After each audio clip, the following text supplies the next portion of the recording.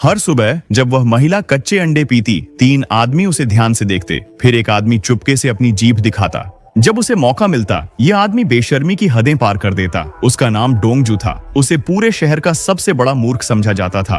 बच्चे रोज उसे चिढ़ाते, कभी पत्थर फेंकते, कभी नकल करते। वह इधर उधर भागता रहता, लेकिन असलियत कुछ और थी। डोंगजू उत्तर कोरिया का सबसे ताकतवर गुप्त एजेंट था। उसे इस छोटे शहर में गुप्त काम करने का आदेश मिला था। रोज वह ऊपर से आदेशों का इंतजार करता, लेकिन अब इंतजार लंबा हो गया था। जब वह अपनी क्रश के सामने होता, उस लड़की के सामने जिसे वह पसंद करता था, उसने कभी अपनी असली पहचान नहीं बताई।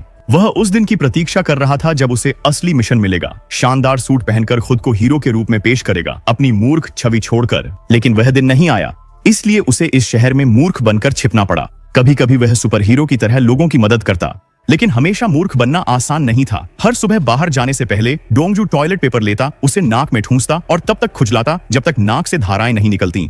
तभी उसे राहत मिलती और वह बाहर जाता। उसके कपड़े भी अलग थे। वह साल भर वही हरी खेल पोशाक पहनता था। बच्चे रोज उसे चिढ़ाते और हंसते, लेकिन उसके दिल में एक लड़की थी, शियाओदान। शियाओदान बहुत सुंदर थी। डोंगजू उसे चुपचाप देखता। उसे देखकर उसका दिल हल्का लगता, जैसे उसकी तन्हाई कम हो गई हो। लेकिन हर बार शियाओदान का भाई आता और उसे पीटता।